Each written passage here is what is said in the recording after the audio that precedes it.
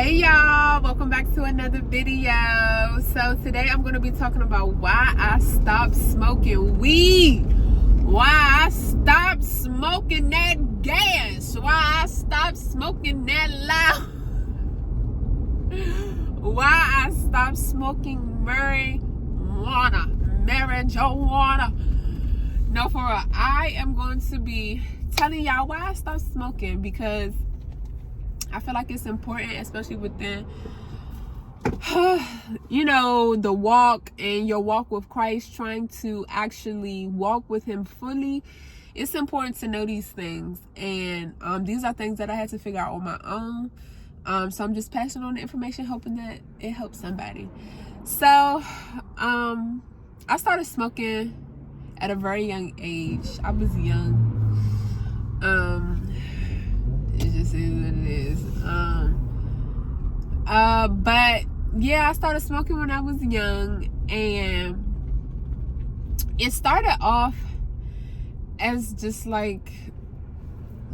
something, I don't know, just smoking weed, and it was just fun, and oh yeah.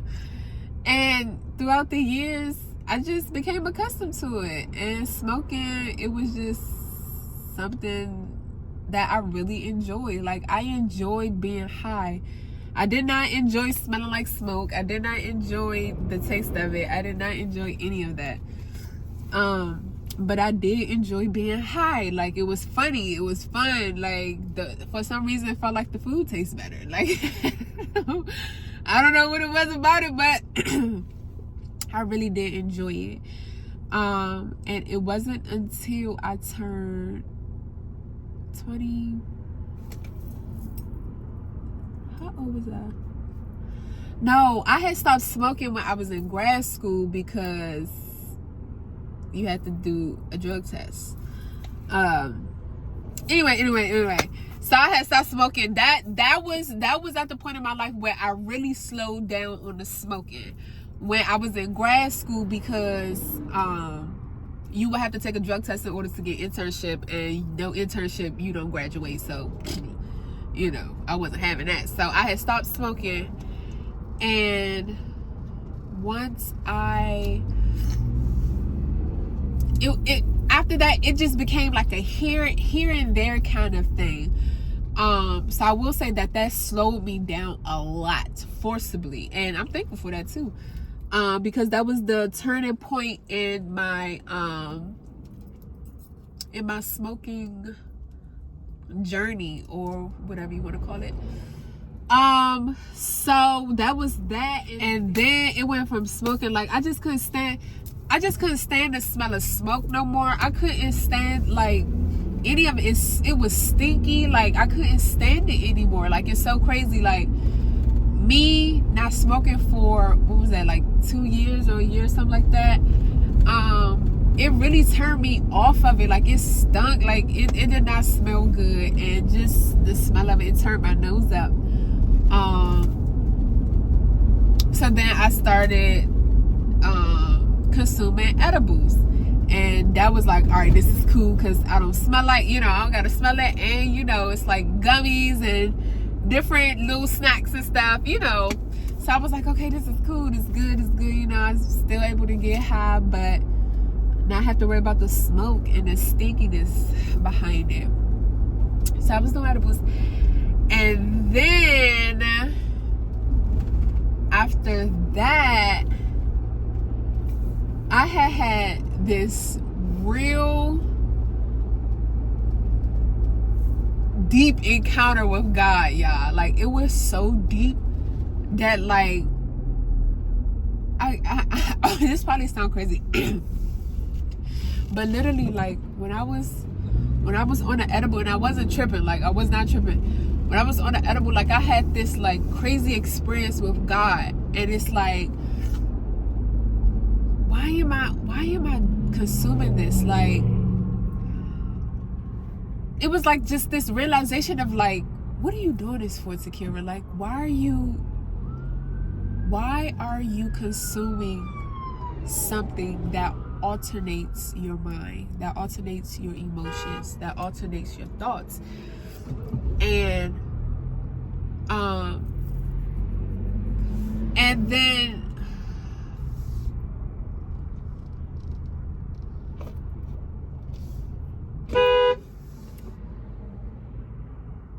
oh my gosh, look at all that room between that truck.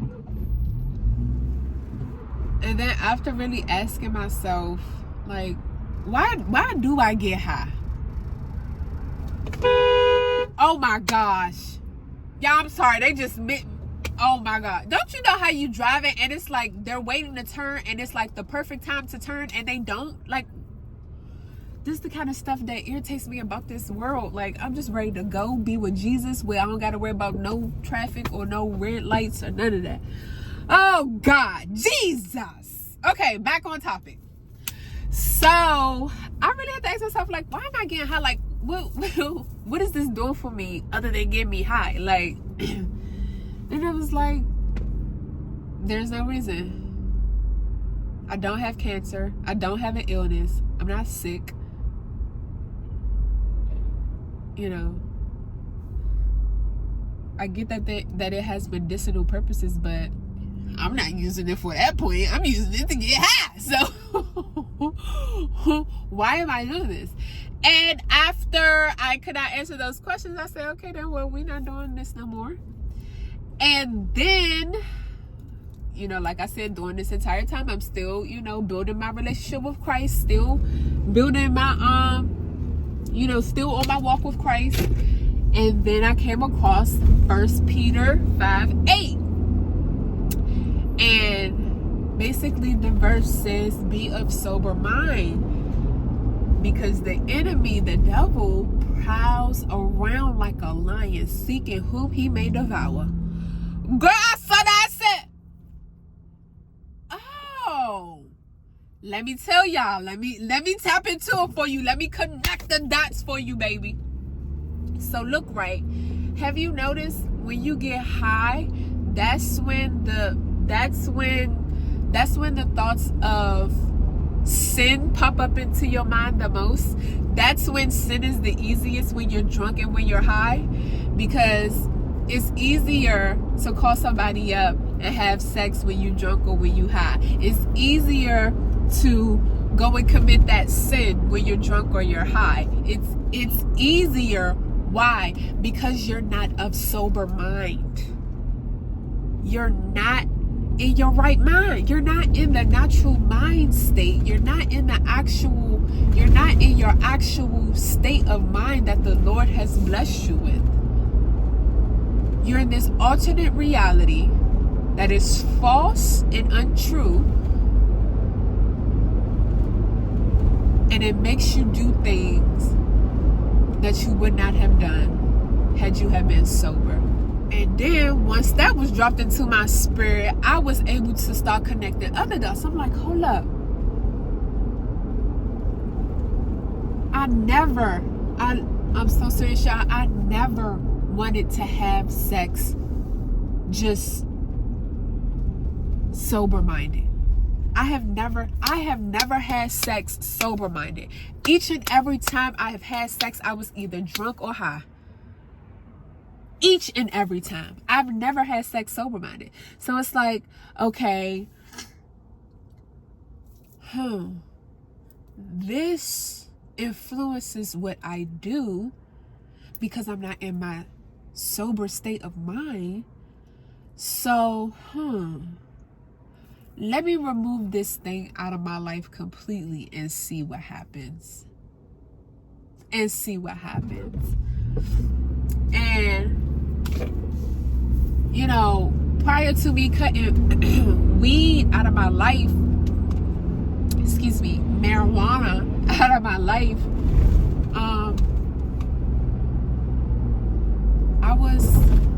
I had multiple celibacy journeys. Like, I think I had maybe about 2, and both of them failed. And once I completely cut weed and secular music and liquor and partying and all of that stuff out of my life, I am literally coming up on 3 years of not having sex. 3 years of being celibate. So what does that tell me? It's the things that we allow in our life that has the most influence on us. It's the people around us that has the most influence on us. And the enemy is so sneaky that he camouflages it as something normal so that we continue to do it. So that we don't pick up on it. So that we don't realize that this thing is actually hurting us. Like, albeit sex, money, drugs, partying, liquor, whatever, it's not good for us. None of it is good for us. None of it. Everything is this world is a lie. Just like his father, Satan. Everything that this world says is good is not good. So yeah, y'all, once I started putting two and two together, and then I found out that the enemy be sneaking around like a lion trying to devour me. I said, oh no, he ain't gonna get me. You ain't gonna get me. So I called that out, and it was the best decision that I made. I do not miss it. When I smell it, it stink. But it do come down to times where it's like easy access to it, especially because it's legalized now. So it's like, well, where I am, it is. So it's like it's easily, and that's another thing of the enemy. He make it so easy for you to get, like so easy for you to get, and that's where that strength comes into play that the Lord will give you. Like, the Lord literally gives me strength each and every day to wake up and to not live the life that I used to live, to wake up and be the woman that he has created me to be each and every day. So the test will come, y'all. If you thinking about stopping, if you're thinking about quitting weed and you thinking about cutting smoking out of your life, do it. Do it. You can do it. If ain't nobody told you, I'm telling you now. You can do it, girl or boy. You can do it. Okay? You can do it. You can do it. And if you got any questions, DM me or email me, whatever. Listen, you can do it. You can do it. I am here for you. I'm rooting for you. You can do this.